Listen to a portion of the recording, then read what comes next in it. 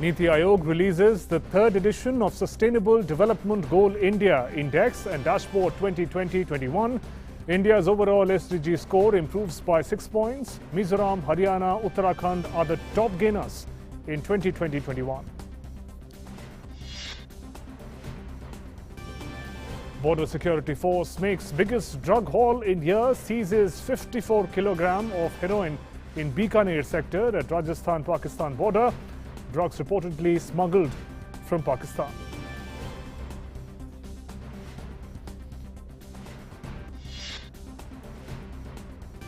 In Israel, the opposition informs president of forming the government moves closer to unseating Prime Minister Netanyahu after 12 years in the office.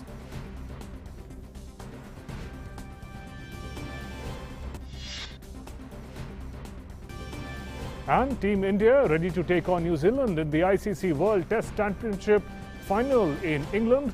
India to also play 5 Test series against England during its tour. India captain Virat Kohli and coach Ravi Shastri expressed confidence over prospects of winning ahead of departure.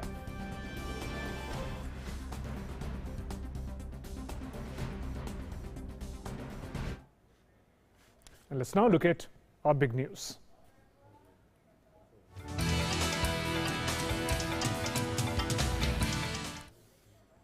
Union Ministry of Health has finalized arrangements with Hyderabad-based vaccine manufacturer Biological E to reserve 30 crore COVID-19 vaccine doses. Now, these vaccine doses will be manufactured and stockpiled by Biological E from August to December of this year, 2021. For this purpose, Union Ministry of Health would be making an advance payment of rupees 1,500 crore to Biological E. COVID-19 vaccine of Biological E is currently undergoing phase 3 clinical trial after showing promising results in phase 1 and 2 clinical trials. The vaccine is being developed by Biological E, is an RBD protein subunit vaccine, is likely to be available in the next few months. The arrangement with Biological E is part of the wider endeavour of Government of India to encourage indigenous Make in India vaccine manufacturers by providing them support in research and development and also financial support.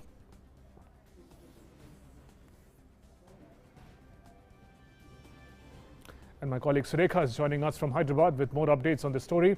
Surekha, fill us in. What do we know about this new vaccine and the manufacturer? Yes, Biological E is the first ever pharmaceutical company established in Hyderabad way back in 1953 by Dr. D.V.K. Raju and G.A.N. Raju.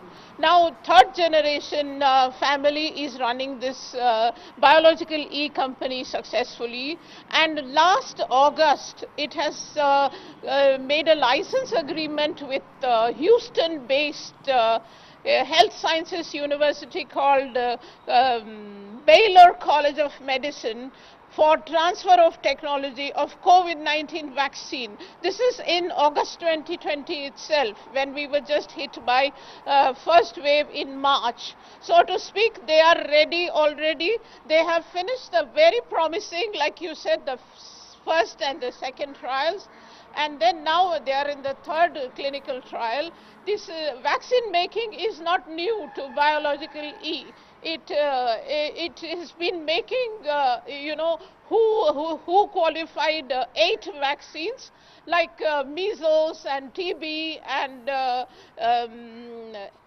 snake antivenom and several vaccines. It has the infrastructure, it has the experience, and it is very, very vast. Right.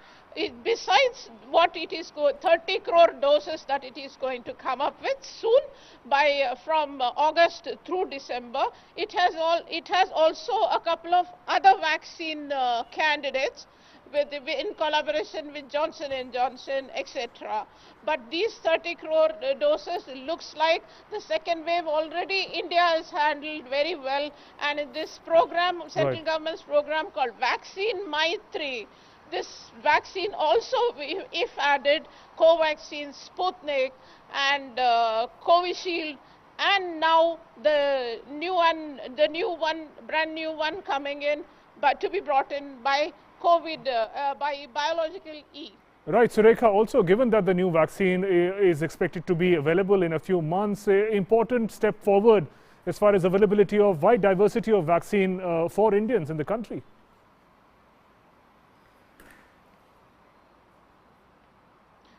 Yes, absolutely. And Hyderabad is proud of the fact that this is the second vaccine that is coming out of Hyderabad. I mean, if you take Sputnik also, Covaxin, Sputnik, and now Biological E is going to come up with nothing less than 30 crore doses. And, you know, the world is absolutely looking forward. And India, it seems, already under the waning effect of second wave, India should be good to go with so many vaccines coming in. Right there, Surekha, thanks very much. We have vaccinated certain percentage of Indians. Yes. Right there, thanks very much, Surekha, for joining us with those inputs from Hyderabad. Moving on. A clinical trial of Bharat Biotech's Covaxin on children began today at All India Institute of Medical Sciences, AIIMS, Patna. After being administered the dose of intramuscular injection, children were monitored for a couple of hours. Covaxin received the Drug Controller General of India's nod to conduct clinical trials on children on May 11th. Niti Aayog member Health V.K. Paul had earlier said Covaxin has been approved by DCGI for phase 2nd and 3rd clinical trial in the age group of youngsters aged 2 to 18 years. The Covaxin trial on children are also likely to take place at AIIMS Delhi from Monday. My colleague Salman Haider joins us from Patna with more updates on these crucial trials. Salman, give us the details of how these trials are taking place on children. What is the protocol that is being followed first?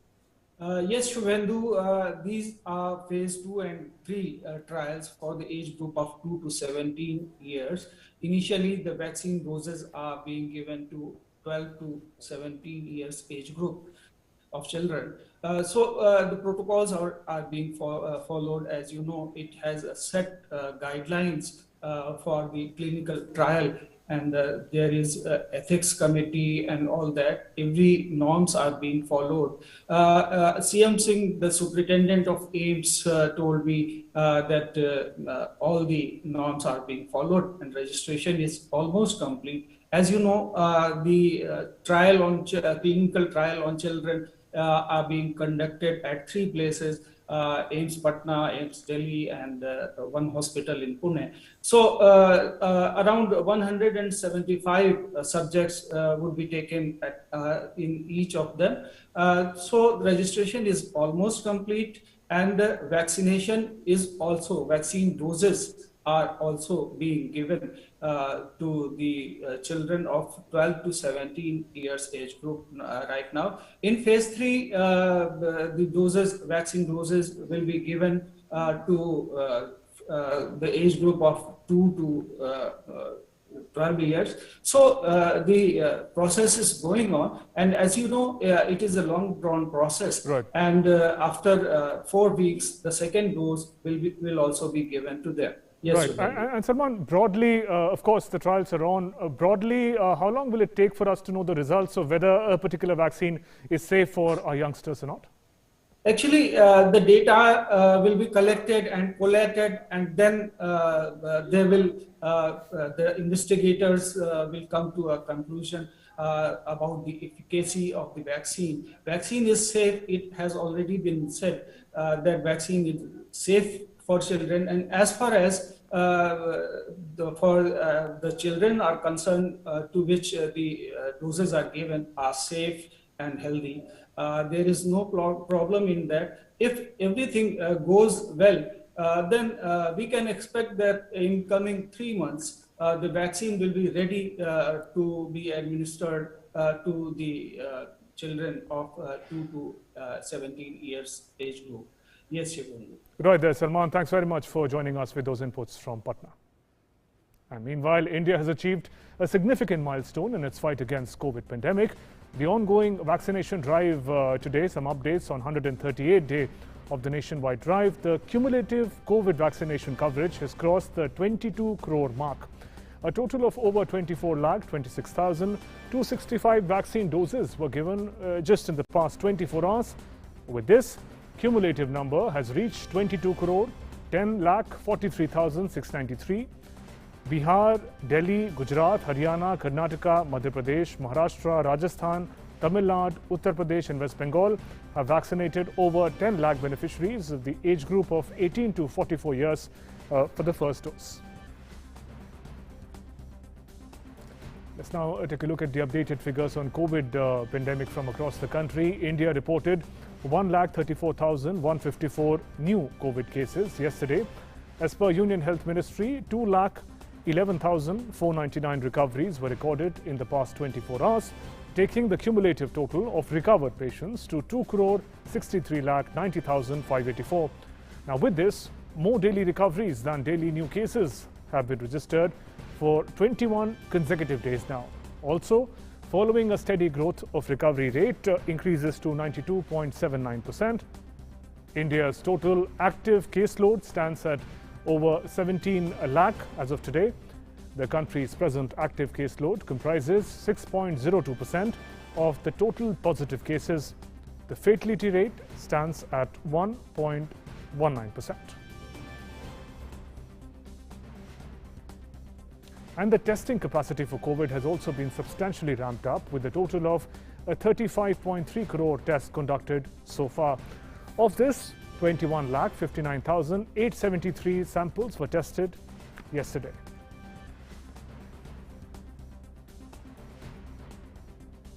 Indian Council of Medical Research has approved one more home-based test kit, namely PanBio COVID-19 antigen rapid test device. Home testing should be conducted as per the procedure described by the manufacturer in the user manual. It added that manufacturer's instructions must be strictly followed for disposal of the test kit, swab and other material. Earlier, the ministry had COVID Self-TM, a PathoCatch COVID-19 OTC antigen device for home testing. Home testing by rapid antigen test is advised only in symptomatic individuals and immediate contacts of lab-confirmed positive cases. All individuals who test positive may be considered as true positives and no repeat testing is required, while all symptomatic individuals who test negative by the RAT should get themselves immediately tested by RT-PCR method.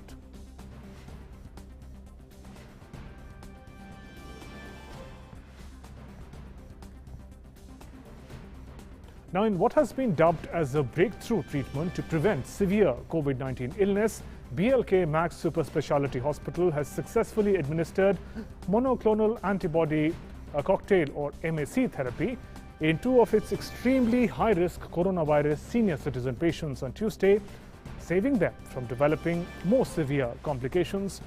Both the patients, as we speak, are doing well. The monoclonal antibodies cocktail is a combination of Casinmab and Imidimab, which is being used to treat mild to moderate high-risk COVID patients. The patient must be above 12 years of age and weigh at least 40 kilograms.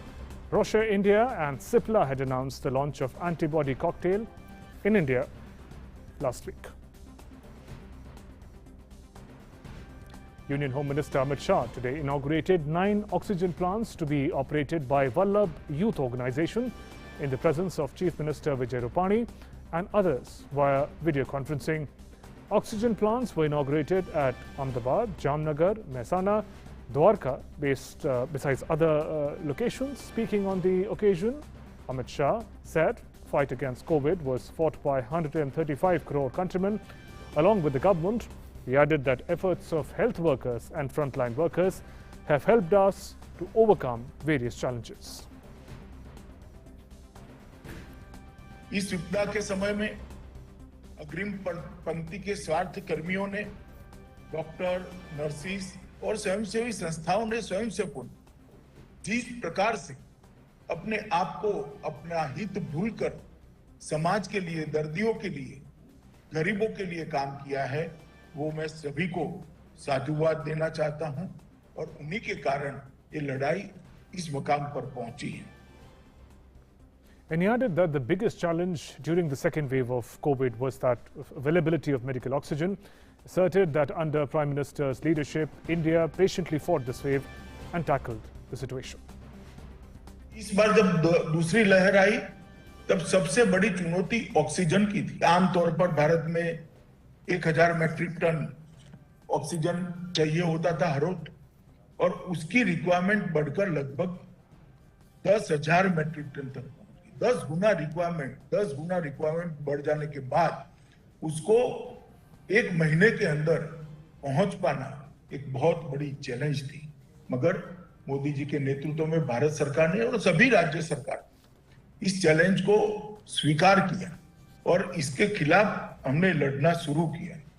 देश भर के अंदर जहां जहां oxygen plant थे, सारे industrial oxygen को बंद कर उसको मेडिकल ऑक्सीजन की ओर डाइवर्ट किया गया। देश भर में जहां जहां मेडिकल प्लांट थे वहां तक रेलवे को पहुंचाने का प्रयास शुरू हुआ। BJP National Spokesperson Sambit Patra today raised questions on Delhi Chief Minister Arvind Kejriwal's mismanagement of second wave of COVID-19. At a press conference, he accused Delhi government of saying that be it the supply of oxygen or the death toll, it was disorganized and has created a mess everywhere. He further asked Chief Minister Kejriwal to issue a white paper and answer all his questions. हम एक genuine request करते हैं accountability के आधार पर कि आम आदमी party की सरकार एक श्वेत पत्र, एक व्हाइट पेपर जारी करे जिन सवालों को हम उठाने वाले हैं। पहला सवाल कि क्या आपने फर्ज आंकड़े, क्या आपने झूठे आंकड़े प्रस्तुत किए हैं जहां तक कि मृतकों की संख्या है, नंबर 1। नंबर 2, क्या कारण रहा, क्या कारण रहा अगर समग्रता में और एक लार्जर कैनवस में देखा जाए कि देश का सर्वाधिक केस फैटेलिटी रेशियो दिल्ली में रहा है। And he also questioned Delhi government's claim to ensure home delivery of oxygen, saying that they are delivering liquor at home but failed in delivering medicines and oxygen. बार बार अरविंद केजरीवाल जी कहते हैं कि हम third wave की तैयारी कर रहे हैं, हम प्रोटेक्शन देंगे दिल्ली को, किंतु अगर ये आंकड़े जो आज आपके सामने हम रख रहे हैं, इन आंकड़ों को आज अगर हम जांचेंगे तो जनता का तो आत्मविश्वास आपके ऊपर है नहीं। People would not have the confidence on you, because आप तो सेकेंड वेव से पहले भी कह रहे थे हम सारी तैयारी कर रहे हैं, हम हॉस्पिटल बना रहे हैं, बेड बना रहे हैं, होम डिलीवरी ऑक्सीजन का करेंगे। अरविंद जी, आप तो होम डिलीवरी ऑक्सीजन का करना चाहते थे, मगर एक्चुअली मुझे कष्ट लग रहा है कहते हुए होम डिलीवरी आज अल्कोहल अर्थात शराब का कर रहे हैं। शराब के होम डिलीवरी में आप सक्सेसफुल रहे, किंतु ऑक्सीजन के होम डिलीवरी में, कंसंट्रेटर्स के होम डिलीवरी में, दवाइयों की होम डिलीवरी में आप सक्सेसफुल नहीं रहे। And he also said that more than 34,750 death certificates were issued by 3 municipal corporations in Delhi during April and May, when the second COVID-19 wave was raging. This is 250% increase over the figure of 9,916 certificates issued in the corresponding period last year. 750 death certificates issue किए गए हैं दिल्ली के 3 municipal corporation जो है, इन तीनों municipal corporation के द्वारा। किंतु जो ऑफिशियल फिगर है, जो सरकारी आंकड़े दिल्ली की सरकार देती है, वो कितना है? वह है 9,916 सर्टिफिकेट। तो ये 250% इंक्रीज है, 250% इजाफा है संख्या में मृतकों की, जो आंकड़े दिखाए गए और जो वास्तविक संख्या है मृतकों का।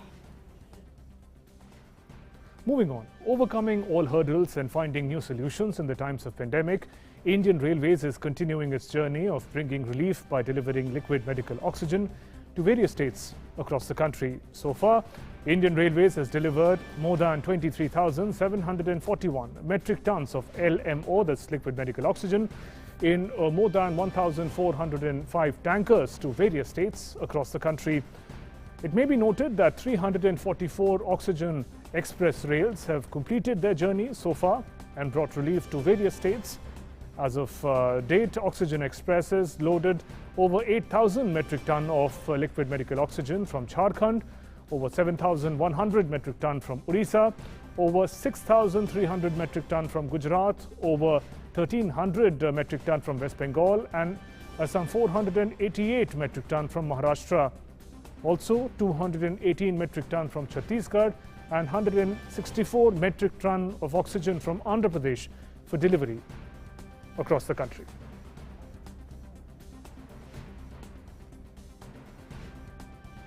Keeping in view the health of students and their bright future in the wake of corona infection, Centre had on Tuesday decided to cancel CBSE 12th class board examinations. Union Education Minister Ramesh Pokhriyal Nishank expressed gratitude towards Prime Minister for this visionary decision and action. In a series of tweets, Education Minister informed that to reach this decision, long consultations were held with state education ministers, education secretaries, educationists, school operators, students, teachers and parents. This is the world's largest consultation with all stakeholders for the examination. He added that in the world's largest democratic education system, safety, health and bright future of about 33 crore students is our top priority, and taking proper decision only after extensive consultation. The consultation with all the stakeholders is the speciality of the Modi government's decision-making process.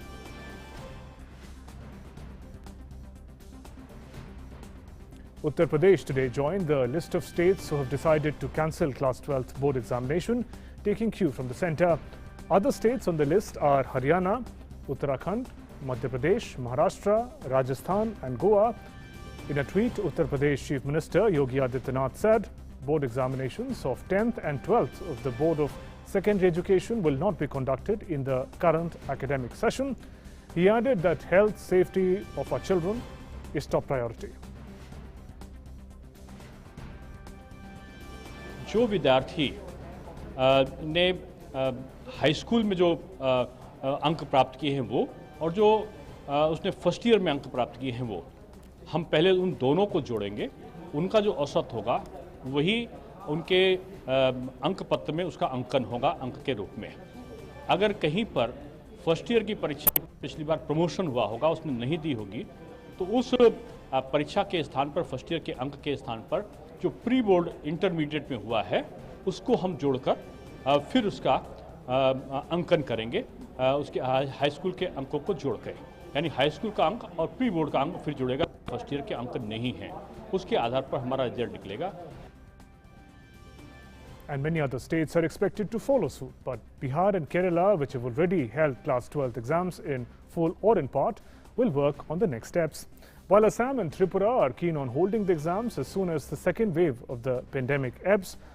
Meanwhile, after cancellation of exams by the centre, the Central Board of Secondary Education is expected to announce the module for evaluating students' performance in the past academic year, based on which the result will be announced. 12वीं का परीक्षा परिणाम कैसे निकलेगा, इसके लिए थोड़ा इंतजार करना पड़ेगा। बच्चों को, पेरेंट्स को, टीचर्स को, उसकी प्रक्रिया हम बना रहे हैं। विचार विमर्श के बाद, विशेषज्ञों की राय के बाद हम उसका क्राइटेरिया तय कर रहे हैं, और जैसे ही वो तय होगा हम पब्लिक डोमेन में डालेंगे। लोग एंजाइटी से बचें, र्यूमर से बचें, किसी तरह के तनाव से बचें और इंतजार करें।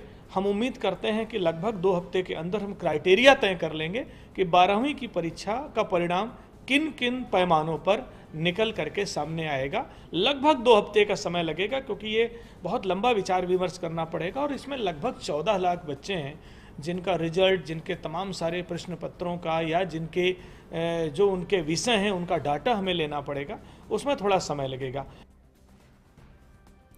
BJP National President JP Nadda is speaking after paying floral tributes to leader Gopinath Munde. We take you to the venue. आज उनके तरफ से मैं ज़रूर जहां उनके श्रद्धा सुमन अर्पित करता हूं, वहीं मैं करोड़ों कार्यकर्ताओं को यह भी कहता हूं कि हम सबको गोपीनाथ मुंडे जी से प्रेरणा लेनी चाहिए। उनके जीवन से हमको बहुत कुछ सीखने को है, बहुत कुछ जानने को है। हर एक विषय के बारे में जानकारी गहराई से लेने की उनकी आदत थी, लेकिन उसके साथ साथ उनकी सरलता उनका आवरण था, उनका आभूषण था। जिस सरलता के साथ वो मिलते थे वह भी हम सबको हमेशा ध्यान में रखना चाहिए। गोपीनाथ मुंडे जी के व्यक्तित्व के कई पहलुओं में से लोग अवगत होंगे, जैसा उनको संवेदनशील व सूझबूझ से भरा स्वभाव, जमीन से जुड़ा व्यक्तित्व, किसी के प्रति लंबे समय तक कोई द्वेष रखना, ये उनकी आदत नहीं थी। अगर कहीं कोई ऊंच नीच हो जाए, कोई बात आ जाए, तो उसको वो बहुत देर याद नहीं रखते थे और फिर गले मिल करके आगे बढ़ने की उनकी आदत थी। इस तरीके से गोपीनाथ मुंडे जी को हम सब लोग जानते हैं, और हम यह भी जानते हैं, जैसा कि देवेंद्र जी ने बताया, कि उन्होंने संघर्ष, सत्ता से संघर्ष का संदेश दिया, हमेशा संघर्ष की बात की और कार्यालय से निकल करके सड़क पर उतरो ये संदेश उन्होंने दिया। ये हम सब लोग जानते हैं। यह इस बात को बताता है। और महाराष्ट्र के वो शहर शहर गांव गांव उन्होंने घूमा था, वो शहर शहर गांव गांव से परिचित थे और शहर के कार्यकर्ताओं को नाम लेकर के बोला करते थे। किसी भी गांव में जाएं तो वहां के कार्यकर्ताओं का नाम लेकर उनको बुलाते थे, किसी भी शहर में जाएं तो उनका नाम लेकर के बुलाते थे। और इतना घूमे हुए थे वो महाराष्ट्र की कि अगर वो हवाई हेलीकॉप्टर से भी चलते थे तो उनका नेविगेशन सिस्टम इतना मजबूत था कि वो खुद बता देते थे कि नीचे जो जगह दिख रही है वो ये गांव है, यहाँ के किसान ये बोते हैं, यहाँ के किसान का पानी का स्रोत कहाँ से आता है, वो पानी का सिंचाई कहाँ से करते हैं, वो सारी उनको जानकारियाँ होती थी। जो भी पास बैठा होता था तो उसको बता देते थे ये इलाका ये वाला इलाका है, यहाँ के किसान ये बोते हैं, यहाँ का पानी का स्रोत की ये व्यवस्था है। इस तरीके का गोपीनाथ मुंडे जी का व्यक्तित्व था।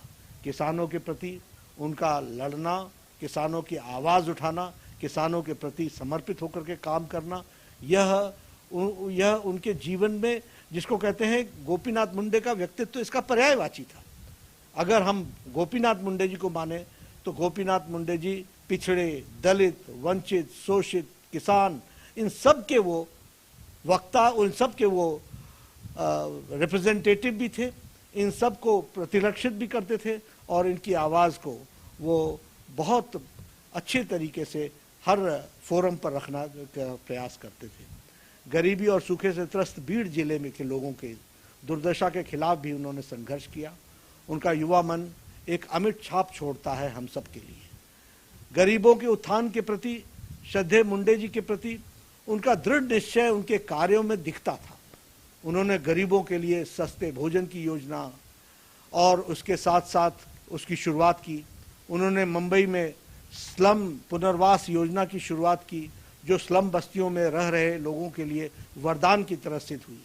उन्होंने महिलाओं के लिए बीमा की योजना, जीजा माता महिला आधार बीमा योजना की थी। साथ ही उन्होंने बेघर आवास के लिए आर्थिक सहायता प्रदान करने की योजना, इसको भी लागू किया था। किसानों के लिए बलिराजा संरक्षण बीमा योजना का सूत्रपात किया। उन्होंने गन्ना तोड़ने वाले कामगारों के हित के लिए कड़ा संघर्ष किया और साथ ही उनके अधिकार उनको मिले, इसके लिए उन्होंने पूरी ताकत लगाई और उसमें उन्होंने सफलता भी पाई।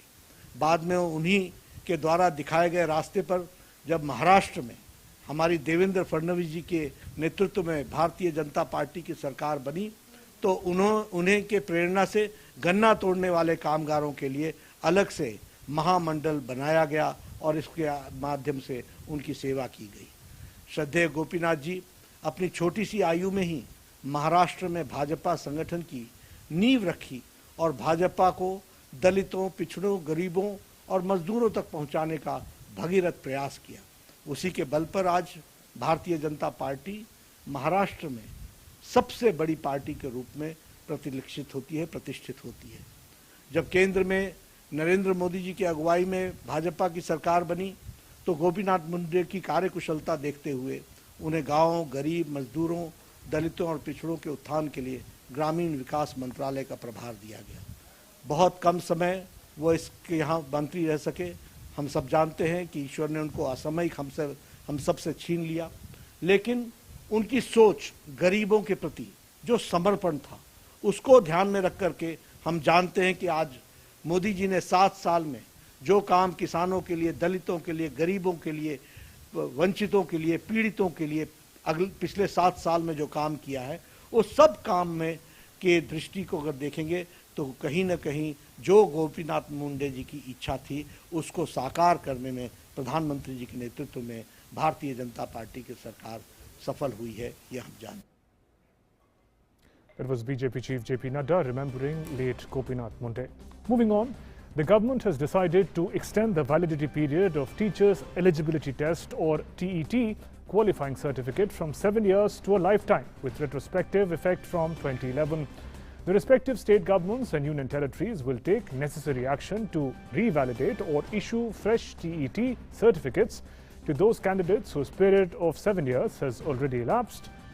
Union Education Minister Ramesh Pokhriyal Nishank said this will be a positive step in increasing employment opportunities for candidates aspiring to make a career in teaching. Teachers' eligibility test is one of the essential qualifications for a person to be eligible for appointment as a teacher in schools.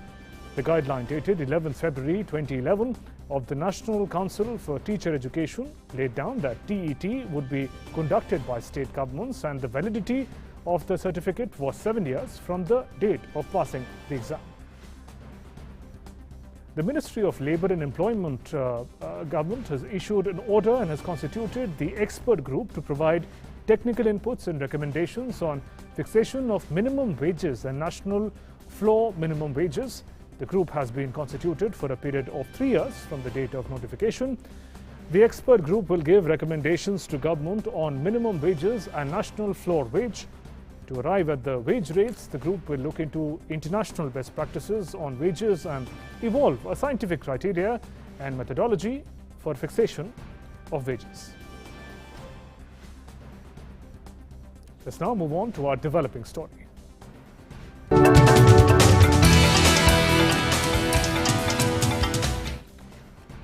On the second day of his two-day visit to the Kashmir Valley, Chief of Army Staff General MMA Naravne reviewed the security situation along the line of control today. He also met Lieutenant Governor Manoj Sinha yesterday. Addressing media persons, he said that Army is a tool towards the full restoration of peace in the Kashmir Valley by bringing down levels of violence. He was happy that there have been no incidents of stone pelting in the past month. He added that as of now, ceasefire is holding, but the onus of ensuring that ceasefire holds is squarely on Pakistan. Terror infrastructure which is there on the other side of the LC, the terrorist camps, the terrorists, that continues. And therefore there can be no slackening as far as we are concerned in our levels of preparedness or alertness. And General Naravne also assured the country that the army is much better prepared to tackle the third wave of COVID. COVID is another kind of a war, and it's another kind of a war that the entire country is fighting. And I don't think there's any single family which has not been affected by COVID. And therefore it is our responsibility as the armed forces of the nation in this hour of need to do whatever we can for the help of our citizens. After all, if we are there for y'all, for the people of the country. We have helped the local administration in setting up additional beds, in repairing their oxygen plants, in providing oxygen cylinders, to the extent that we have even pulled out our medical staff, our doctors, from less affected areas and deployed them in the more high pressure stations and areas where there were more COVID cases. And my colleague Nandita is joining us with more updates on Army Chief's visit to Kashmir. Nandita is joining us on the phone line. Nandita, Army Chief gives out a clear warning to Pakistan, warning against the breach of truce between the two countries. Give us more details of the context. Yes, Shubhendu, as the Army Chief visited J&K, he was in Srinagar and also he visited some hinterland areas in the Chinar Corps. He was, of course, accompanied by the Northern Army Commander, who has the responsibility of not just the LOC with Pakistan, but with Pakistan-occupied Kashmir, but also the LAC with China, and also the commander in charge of the Kashmir Valley, who's General D.P. Pandey.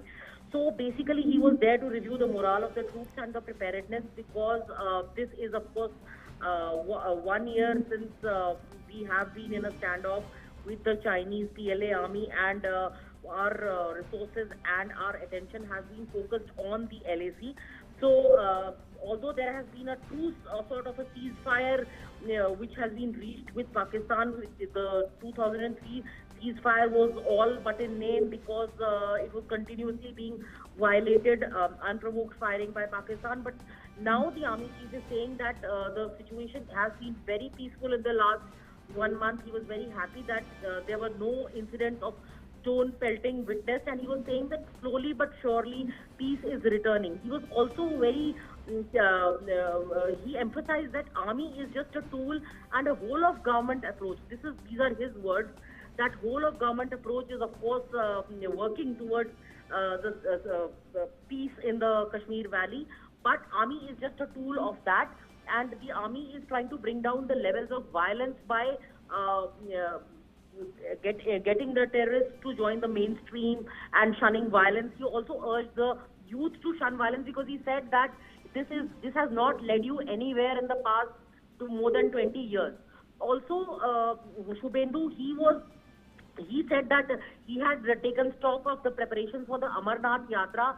He says that we are prepared in case the civil agencies decide that the Amarnath Yatra will go on this year owing to the pandemic and other security concerns. It is the governor and his team which will take a call on that.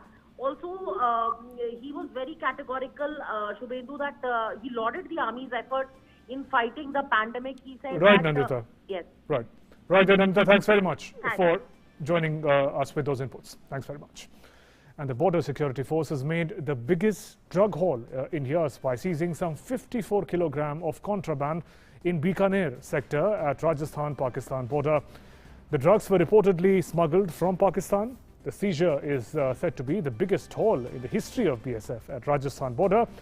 The value of the seized contraband is estimated to be around rupees 270 crore in the international market. The smugglers sneaked contrabands through pipes into the Indian territory. 54 packets of 1 kilogram each were seized by the BSF. Meanwhile, 2 smugglers managed to slip back into Pakistan after delivering the drugs. The drug seizure operation was carried out by the 127th Battalion of BSF near Khajuwala area of the international border with Pakistan.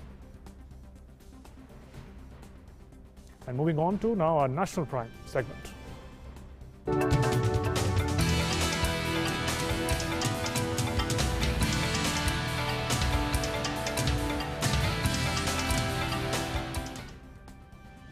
The third edition of SDG India, SDG Sustainable Development Index and Dashboard 2020-21 was released by Niti Aayog today.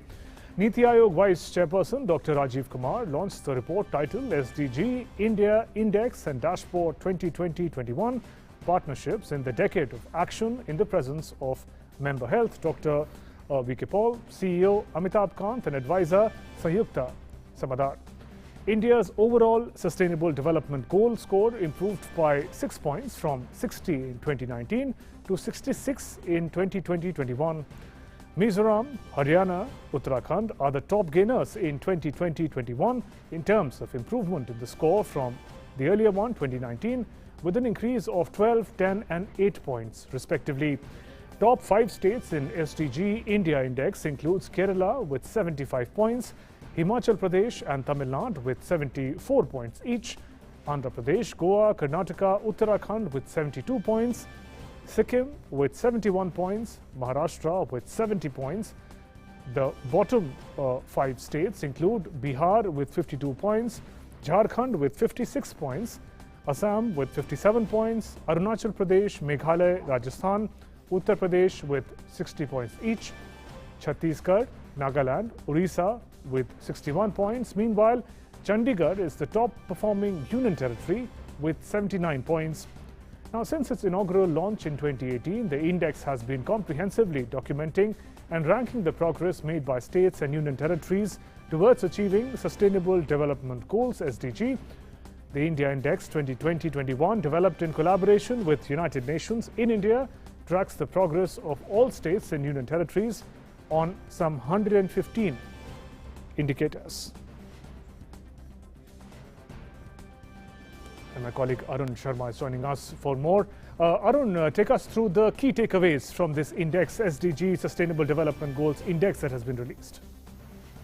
Absolutely, Shubhendu. So now what this SDG index means that as far as sustainable development goals are concerned, in line with the United Nations SDG goals that has to be achieved by 2030, India is progressing well. Now, it is because of the combined efforts of all these states, India has inched forward 6 points. That means in 2019, India's the point scoring was 60, and now it has moved forward to 66 points. So primarily, all these states primarily are performing well as far as sustainable development goals are concerned.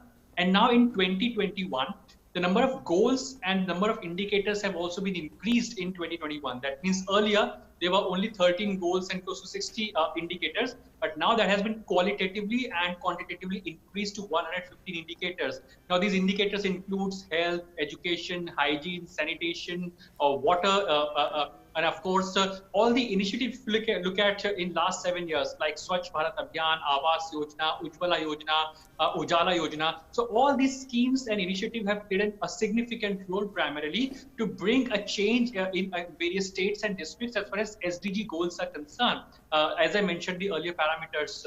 And now, interestingly, if you look at all these SDG goals, the goals that are achieved, it is because of the cooperative federalism. Second, there is a competitive spirit, a positive competitive spirits between states to compete with each other to perform well as far as SDG goals are concerned. And now the best practices are also being shared, between two states which are having same geographical location, but one is performing well, another one is not in a position to perform well. So what are the best practices that can be learned from one state to another, so that the SDG ranking improves? Until and unless all these states perform well to achieve these sustainable development goals, India as a whole cannot achieve this goal by 2030 of achieving the SDG goals set by United Nations. One more important thing, it's a mega exercise, because India is a massive country with a population size of 130 crore. To conduct such a big exercise of indexing these states is huge, and of course this also improves the global ranking as well as far as the SDG goals set by United Nations is concerned. So yes, in that context, it's a significant ranking from Indian side as well. Right there. Arun, thanks very much for joining us with those important inputs. And let's talk about the weather. The southwest monsoon made onset over Kerala coast today after a delay of a few days. IMD on Tuesday upgraded its monsoon forecast and said the country would receive normal to above normal rainfall and well-distributed showers in June to September period.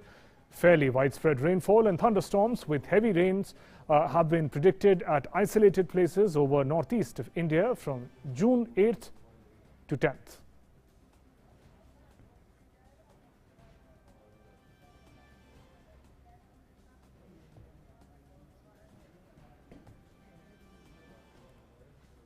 Let's now take stock of all the news and updates from the world of business and finance.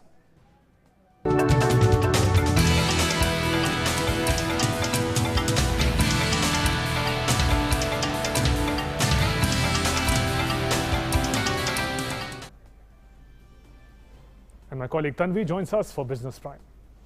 Thank you, Shubhendu. Up first in Business Prime, fugitive Mehul Choksi has been denied bail by a Dominican magistrate for alleged illegal entry to the Caribbean island nation. The fugitive de Minter was arrested in the Dominica on the 23rd of May. Choksi is wanted in India for cheating the Punjab National Bank of almost 14,000 crore rupees. 62-year-old Choksi appeared before the magistrate in a wheelchair from the Dominica China Friendship Hospital, where he is undergoing treatment. The Dominican High Court was hearing a habeas corpus petition filed by Choksi and had ordered him to be presented before the magistrate to face charges of illegal entry. Choksi, meanwhile, has pleaded not guilty for illegal entry into the Caribbean nation at his court appearance in the hearing yesterday. The matter has been adjourned till June the 14th. And the domestic stock markets have gained so far on Thursday, although the gains have moderated in afternoon deals. So the Nifty at the National Stock Exchange had climbed 98 points, or 0.6% to 15,674 a short while ago. The Nifty also hit a new record intraday high of 15,693. The Sensex at the Bombay Stock Exchange had advanced 324 points, or 0.6% to 52,171. The broader market has put up a much better show today, with the BSE Mid-Cap Index adding 1% and the Small Cap Index jumping 1.2%. The top index gainers are Titan, ONGC, Adani Ports and Eicher Motors, with gains of between 2.2% and 5.4%. The top index losers are IndusInd Bank, Bajaj Auto, HCL Tech and Tech Mahindra, with losses of between 0.5% and 2%. Over on Wall Street, the main stock indices were little changed on Wednesday ahead of closely watched economic data due later in the week as investors grappled with concerns over inflation. So the Dow Jones Industrial Average rose 31 points to 34,607. The S&P 500 advanced just 7 points to 4,209. And the Nasdaq Composite Index added 22 points to 13,759. A weekly unemployment report is due today, followed by the monthly jobs numbers tomorrow. Investors are closely tracking the labor market's recovery after an unexpected slowdown in jobs growth in April fanned inflation worries there. Meanwhile, other key Asian markets ruled a shade below a recent 3-month high as investors weighed inflation concerns ahead of key US economic data. So MSCI's broadest index of Asia-Pacific shares outside Japan rose 0.3%. Japan's Nikkei index added 0.4% and South Korea's Kospi index gained 0.7%. But the Chinese market was marginally weaker. So that's it in Business Prime for the moment. Back to you, Shubhendu. Thank you, Tanvi, for joining us with those inputs. Let's now find out what's making news across the globe.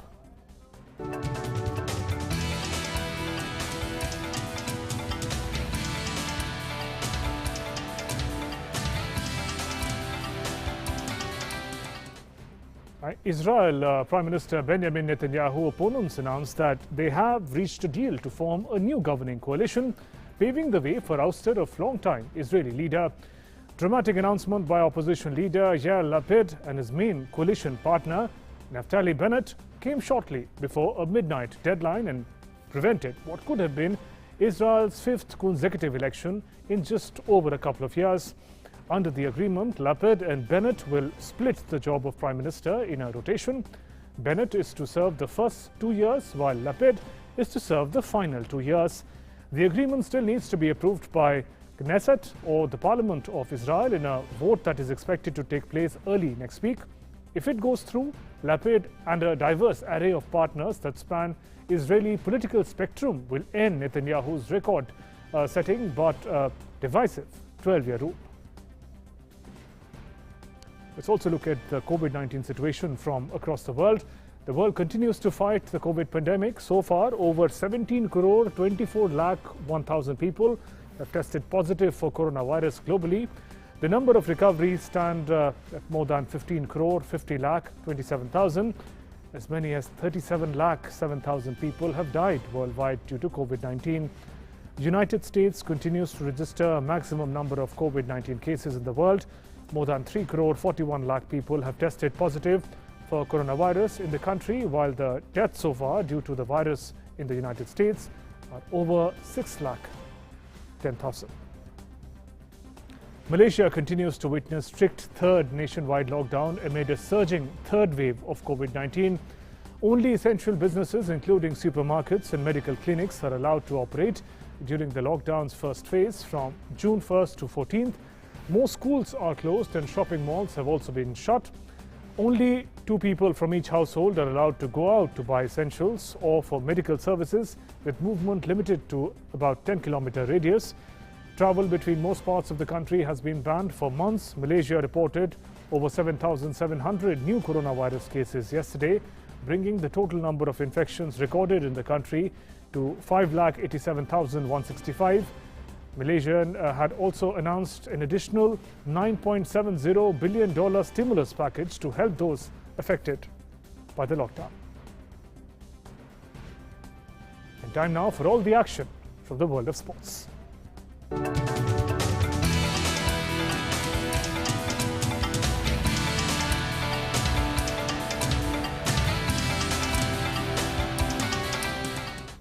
Let's turn to Suchitra for all the sporting action. Shubhendu, and in our special series marking 50-day countdown to Tokyo Olympic Games, we will take a look at the profile of one Tokyo-bound athlete every day.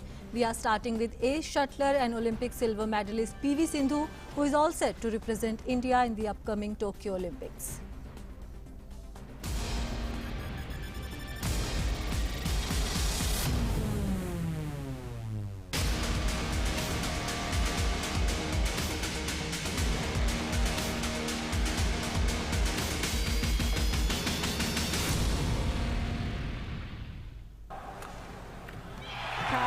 Marin, she is the Olympic champion, and Pusala Venkata Sindhu, obvious disappointment for her.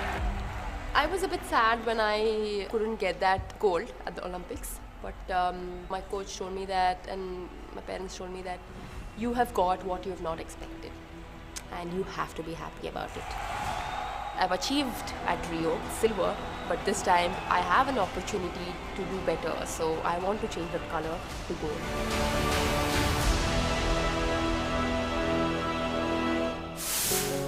PV Sindhu was born on 5th July 1995 in Hyderabad as the beloved daughter of PV Raman and P. Vijaya. PV Sindhu joined P. Gopichand Badminton Academy in 2004 at the tender age of 9 and thus began her historical journey of badminton. Step by step, year by year, I've been improving. And when I got my first World Championship, bronze medal, so that is when I thought, okay, when others can do it, I can also do it. And I started believing in myself. Sindhu won an individual gold in 2012 Asia Youth Under-19 Championship and the women's team gold medal at the 2016 South Asian Games. She hence qualified for the 2016 Rio Olympics. When I got the medal, everything was like, okay, I'm on the cloud nine. I forget everything what has happened. And from there, I think I didn't look back. When I came back, I rectified my mistakes, and it gave me a lot of confidence, a lot of motivation, and my game, went to a different level. And Pusala Venkata Sindhu, very first World Tour title. She became the first Indian woman to win gold in BWF World Tour Finals with her brilliant performance. That particular tournament was very satisfying because I was losing all the matches in the finals. I think that was one of the tournaments where I won in the finals and it was like completed. She's done it. PV Sindhu did not stop at this. She also achieved the distinction of being the first Indian shuttler to win gold at Badminton World Championship, defeating Nozomi Okuhara of Japan in August 2019. I was really desperate that, okay, I want that win now. I need to get that gold. Definitely that win, that moment, I think I had tears because it was much weighted win for me. PV Sindhu's unprecedented dedication to her game led to her being honoured with Arjuna Award, Rajiv Gandhi Khel Ratna, Padma Shri and Padma Bhushan. But PV Sindhu believes that she is yet to make these awards worthwhile by hoisting the tricolour at the top of the victory podium at Tokyo Olympics. This time, when Sindhu enters the Olympics, she will leave her mark on the pages of history forever. There's no much time. I'm pretty excited and looking forward for it. But definitely it's not going to be easy. I need to work hard. She's grown in stature, she's grown in confidence. And I do believe that she has the definite ability to be amongst the medal winners and the top medal in Tokyo. Saluting her determination and commitment, the hope of 140 crore Indians for the Olympics rests on the able shoulders of PV Sindhu.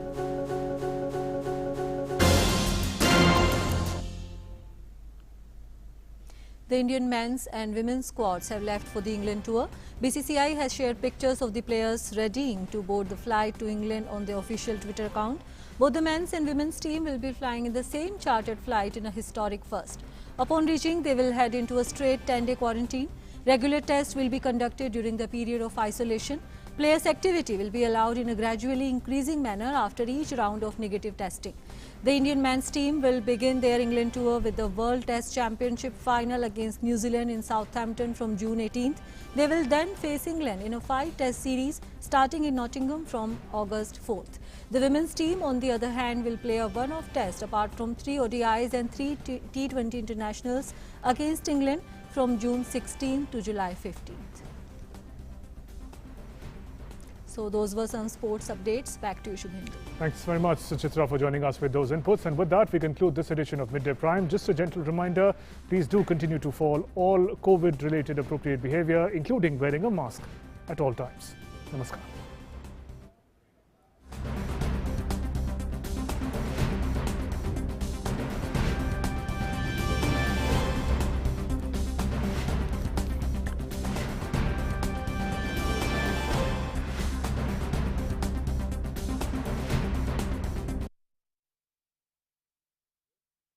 हर दिन हर पल बनती खबरें, बदलती दुनिया, हम लेकर आते हैं आपके लिए बड़ी खबरें, संपूर्ण कवरेज, ताकि आप रहें खबरों के बीच हमारे साथ। मिड डे प्राइम हिंदी सोमवार से शुक्रवार दोपहर 1 बजे सिर्फ